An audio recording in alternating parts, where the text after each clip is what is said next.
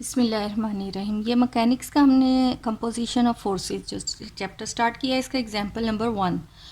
Example में है कि if the two forces P and Q act at such an angle that their resultant R is equal P, यानी दो forces हैं हमारे पास P एंड Q, उनके दरमियान इस तरह एक एंगल एक्ट कर रहा है कि जो रिजल्टेंट है that is equal force P के इक्वल है।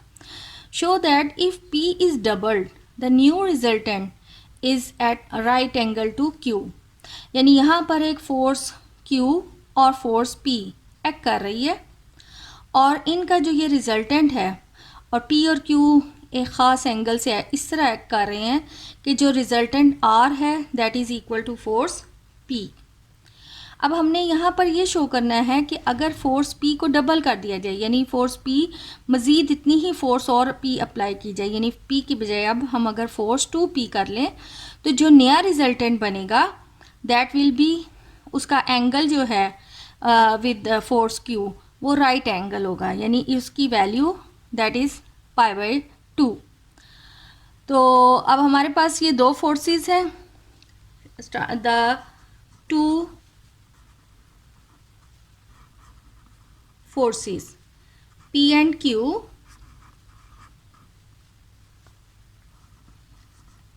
act at an angle, let's say इनके दरमियान एंगल अल्फा है, देन इनके दरमियान रिजल्टेंट R, फार्मूला होता है R² is equal P square plus Q square plus 2PQ cos alpha। by the given condition, by the given condition कि angle alpha इस तरह है कि जो रिजल्टेंट R है वो इक्वल P के है, R is equal P, then we have P square is equal P square plus Q square plus 2PQ cos alpha। both P square will be cancel, हमारे पास रह जाएगा Q common and Q plus 2PQ cos alpha that will be equal 0। अब एक condition है या Q की value 0 है या इसकी वैल्यू, क्योंकि दो चीज़ों का प्रोडक्ट इक्वल टू 0 तो लाजमी एक वैल्यू जो है वो that will be equal to 0। Since अब हमें तो फोर्स Q जो है वो है कि एक फोर्स है, यानी Q की वैल्यू 0 नहीं है, सो चूँकि फोर्स Q जो है वो 0 नहीं है, this will imply that Q plus 2PQ cos alpha equal 0। अब क्वेश्चन के मुताबिक अगर हम P डबल कर दें तो P विल बी डबल, तो जो नया रिजल्टेंट है हमने ये शो करना है कि उसका angle with force Q that is equal 90। तो let P is doubled, P be doubled,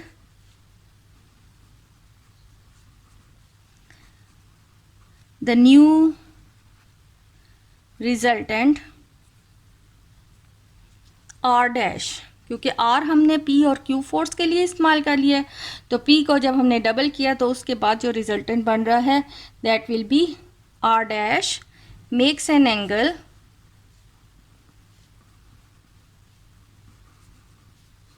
theta with Q। अब हम फार्मूला इस्तेमाल कर लेते हैं कि जो रिजल्टेंट है उसका एंगल कैलकुलेट करना हो दैट इज़ tan थीटा।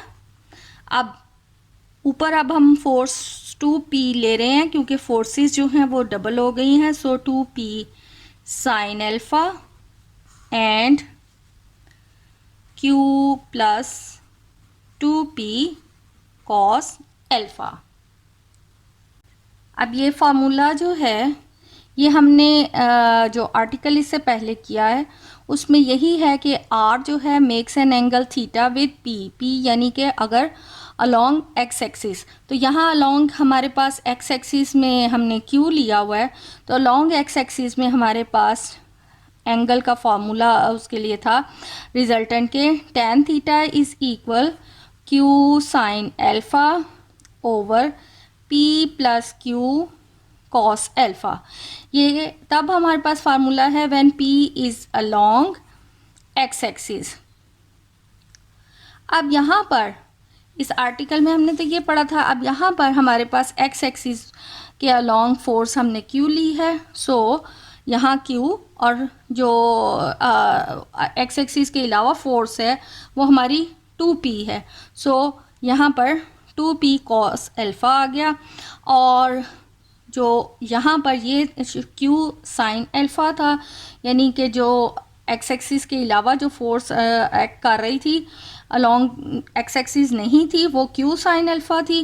तो यहाँ पर जो कि x एक्सिस के अलोंग 2p हमारी फोर्स है, so that will be become 2p sine alpha. अब यहाँ पर हमारे पास रिलेशन है कि q plus 2p q cos alpha that will be equal to 0। Since this is equal 0, it means कि ये टर्म हमारे पास 0 आ जाती है। So tan theta is equal to p sine alpha over 0। तो 0 मीन्स ये इन्फिनिटी बन रहा है, tan इनवर्स ऑफ इन्फिनिटी, और इट मीन्स कि theta is equal pi by 2, क्योंकि 90 के ऊपर जो है tan की value that will be infinity. Hence we have shows that जो नया रिजल्टेंट r डैश है वो q के साथ एंगल 90 बनाता है।